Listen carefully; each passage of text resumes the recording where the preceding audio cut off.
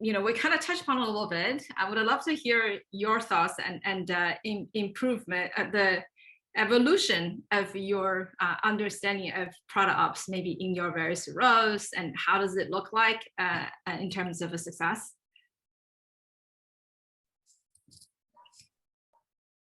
You want to go first, Chris? I can go, I guess.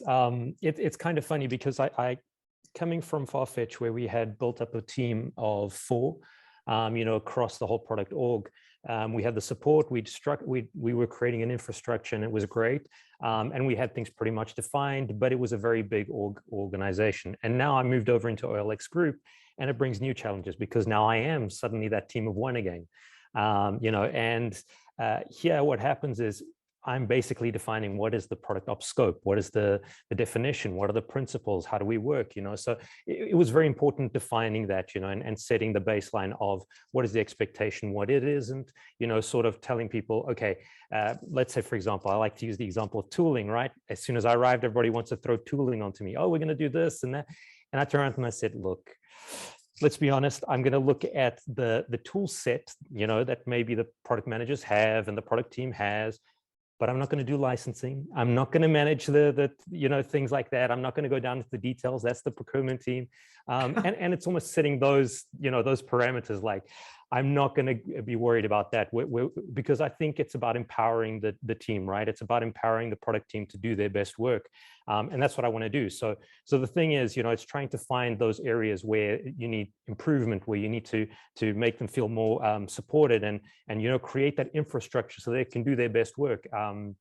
We started looking at OKRs, Chris, you talked about OKRs. I read some of your articles as support as well, and we started looking at that and saying, okay, but how can we do this properly? Make sure it's driving, change, and also looking at the decision-making process, looking at all of these parts, So we're starting to create here the infrastructure to then build up, but again, never to the point where it's over, it's too much process, to the point where it's not adaptive or agile, going back to what you were saying, Becky, it's keeping it constantly where it can move and change if need be. And if we find new things, we can organically adapt to that. And it's still the beginning of this journey, but so far it's been super interesting, and it's only been 2.5 months. So. Yeah, I mean, for me, like getting started inside of this role, I joined in March of last year. And so, there's a lot, whenever you come into an organization that already has a lot of product managers, or just in general has like a lot of people working on something, there's already processes that are in place, and not just from the standpoint of like corporation processes, right? Cognizant is an organization of 300,000 people worldwide. And so you could imagine there's lots of process that is involved in managing a organization that size. And so, unfortunately, I did get caught into dealing with procurement and administration of certain tools, which is very hard in a very large organization, because the procurement team has a lot of very rigid processes because of kind of past problems that they've perceived. So it doesn't allow us to be as flexible as we want. But there's a lot about, I think, when you first come in as a product operations person, that I think the first inclination is to come in and try to build process that makes more sense. When the reality is taking a step back and looking at the goals of processes that are there to then destroy the process is really the ideal thing. And so I wrote a post about this on the Product-Led Alliance about how I believe product operations is about creative destruction.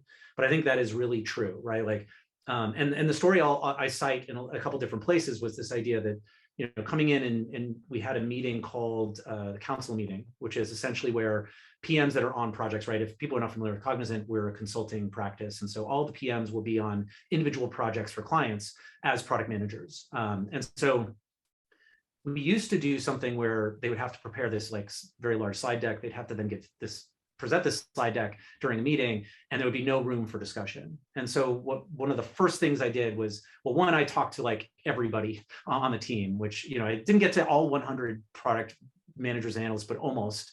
I would sit in all the different regular meetings that were already scheduled.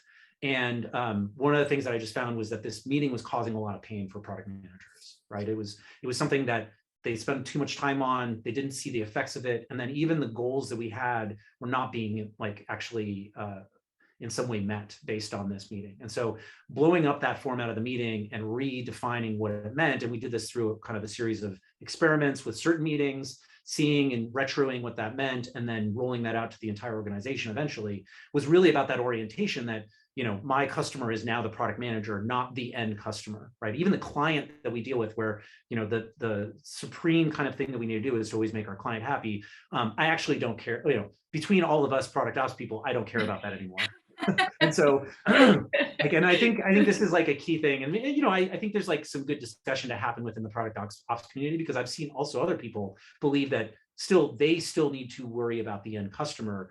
And I think this gets back to, you know, Setting the Table is a really great book about kind of hospitality in general.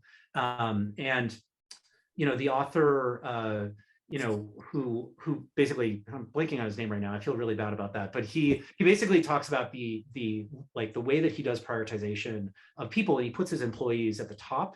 He puts, I think it's employees, vendors, customers, and then shareholders, right? And so I think like when I put this together personally, I think of it as like product managers, product partners, so that like engineering, architecture, whatever those people are, then management, then our clients, then management.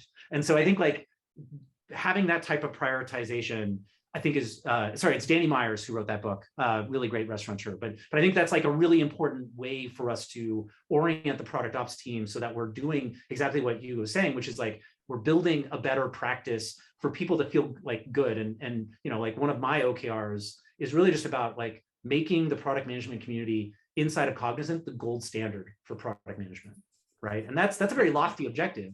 The KRs that we start to look at are like, how much time are people spending with the community? What is their kind of like, I hate NPS, but like their satisfaction score with regards to the community? How are we doing things like dealing with attrition and retention? And so I think if you want to like talk about that, that's how I think about kind of like turning this into a system that is actually tracked in some way, but also is about like, how good of a community do we have for product managers? And so that's really, I think, the journey that I've gone on, even just over the last year, where this has been my title, whereas I was not doing it as like a side job as a manager before. Right. I totally hear what you're saying. Definitely product ops have lots of stakeholders. Product manager obviously is day in and day out, they work with you. In some ways, they're almost like your team, even though they don't report to you, right?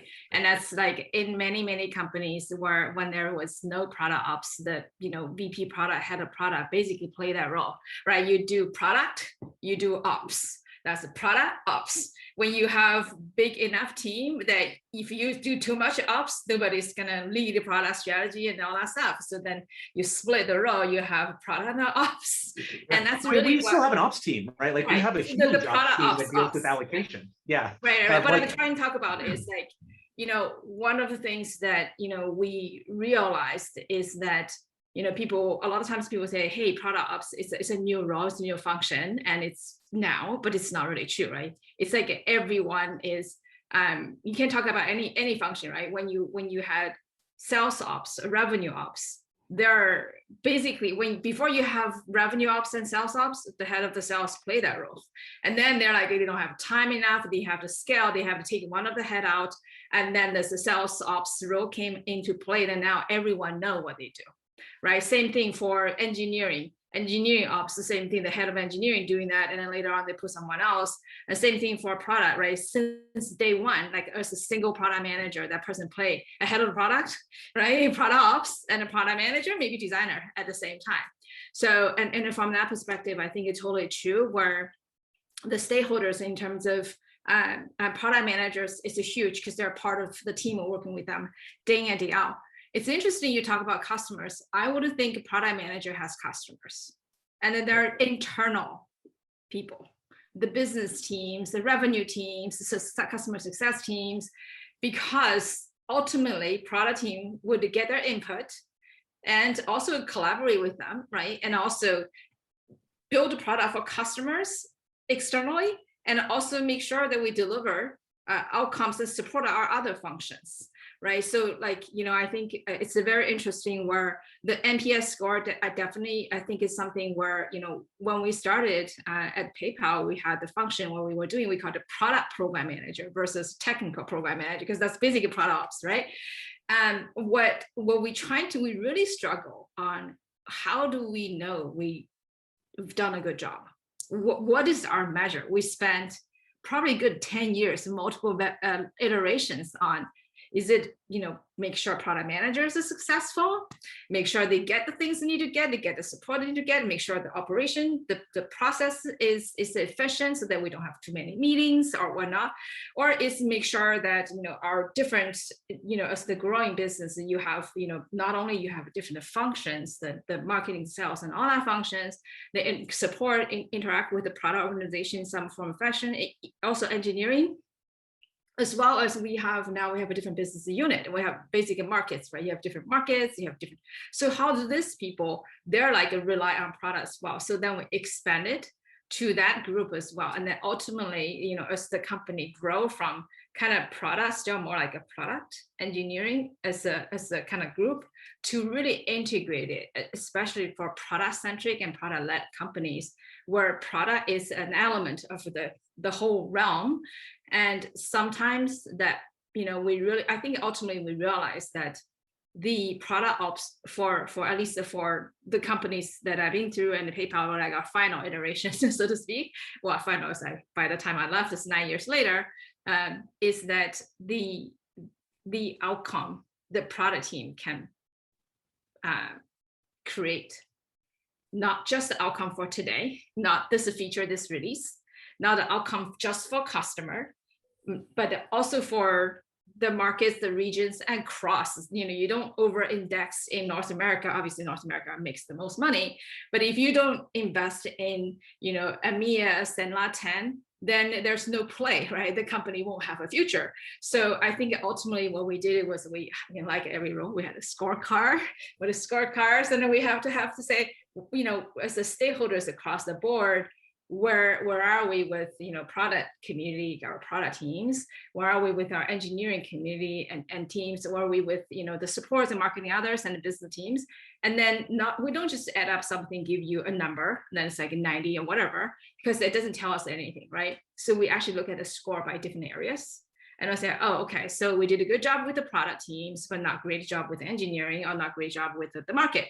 Then we adjust that, right? So I think that sort of the ultimate priority kind of changes as the time goes on. Sometimes we did really good job with the market and everything, but engineering is killed, right? So engineering say, okay, we don't have a good requirements, and then we like rushing things through. We have a lot of bugs. We didn't take care of tech debt. And sometimes it's like, okay, engineering is good. We really move up the score, but then the regions having problems because nothing happening. They're losing, those kind of scorecards internally also help us to say where we need to kind of dial back and up and kind of change our focuses.